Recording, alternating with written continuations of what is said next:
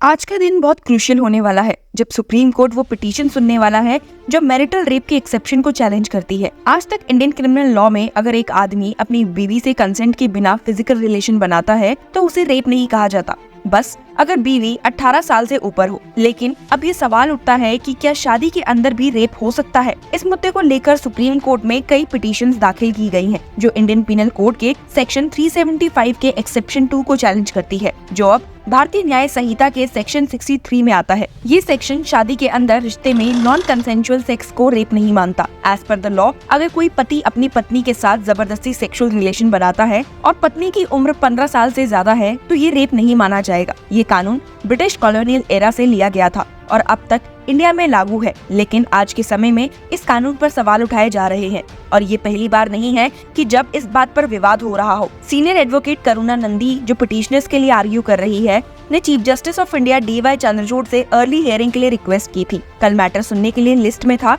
पर टाइम की कमी के कारण हियरिंग नहीं हो पाई। Chief justice of India DY Chandrachud ने ये एश्योरेंस दिया that marital rape matter will be taken first on the board, we will start tomorrow. ऐसे में जब सॉलिसिटर जनरल तुषार मेहता ने ये रिक्वेस्ट की कि मैटर को कुछ दिन के लिए पोस्टपोन कर दिया जाए क्योंकि उनको एक और इम्पोर्टेंट केस में अपेयर करना था, तो उन्होंने कैजुअली कमेंट दिया, I don't see my lords if it's that urgent. पर चीफ जस्टिस ऑफ इंडिया ने जवाब में कहा, it is a fix matter on board, let them start tomorrow. आप जानते हैं कि chief justice of India November 10 को रिटायर होने वाले हैं। ऐसे में काफी लंबे समय से पेंडिंग ये मैटर अब बहुत ज्यादा उठाया जा रहा है, पर कोर्ट का इसे टेकअप ना करना और बार बार पीछे पुश करना लोगों के मन में शक पैदा कर रहा है कि क्या कोर्ट सच में इसे सुनना भी चाहता है या बस टाल रहा है और सेंटर के साथ सहमत है। सेंटर से एक और बात याद आती है, ये केस जो डायरेक्टली चैलेंज करता है एक्सेप्शन 2 ऑफ सेक्शन 375 IPC को, जो कहता है कि अगर एक आदमी अपनी बीवी के साथ जो 18 साल से कम नहीं है फिजिकल रिलेशन बनाता है तो वो रेप नहीं होगा। इस पर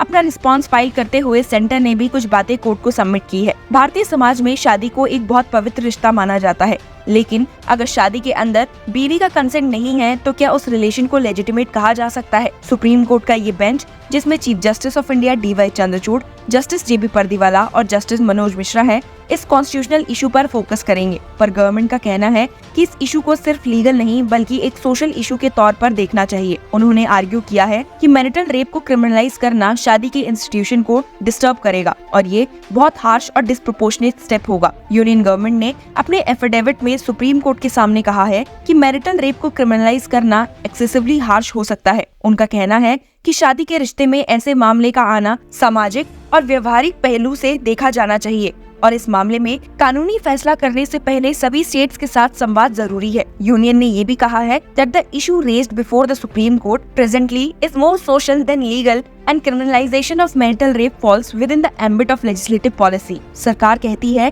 कि शादी में सेक्सुअल वायलेंस से निपटने के लिए ऑलरेडी ऑल्टरनेट लीगल रेमेडीज हैं, लेकिन रेप का टैग देना शादी के रिश्ते पर अत्यधिक सख्त असर डाल सकता है। जहां एक और इस वक्त सुप्रीम कोर्ट के सामने 4 तरह की प्लीज है। पहली, दिल्ली हाई कोर्ट के स्प्लिट वर्डिक्ट के अगेंस्ट अपील। दूसरा, मैरिटल रेप एक्सेप्शन के खिलाफ PILs। तीसरी, कर्नाटका हाई कोर्ट के जजमेंट को चैलेंज करते हुए प्ली, जिसमें हस्बैंड के अगेंस्ट सेक्शन 376 IPC के चार्जेस को सस्टेन किया गया था। और चौथी, इंटरवीनिंग एप्लीकेशंस जो इस इशू को एड्रेस करती हैं। वहीं दूसरी ओर सेंटर की तरफ से आए ऐसे एफिडेविट पर वुमेन राइट्स एक्टिविस्ट ने गवर्नमेंट के स्टांस को क्रिटिसाइज किया है। उनका कहना है कि मैरिटल रेप को क्रिमिनलाइज करना जरूरी है ताकि बीवियों को एक लीगल प्रोटेक्शन मिले। शुरुआत के महीने में सेंटर ने सुप्रीम कोर्ट के सामने ये आर्गुमेंट रखा था कि अगर सेक्सुअल एक्ट्स को मैरिज के अंदर पनिशेबल बनाया गया तो ये कॉन्जुगल रिलेशनशिप्स को डिसरप्ट करेगा। उन्होंने कहा था, in the fast growing and ever changing social and family structure, misuse of the amended provisions can also not be ruled out. बहुत से ह्यूमन राइट एक्टिविस्ट इस बात से एग्री नहीं करते। वृंदा अधिक, एक प्रोमिनेंट ह्यूमन एक्टिविस्ट, कहती है,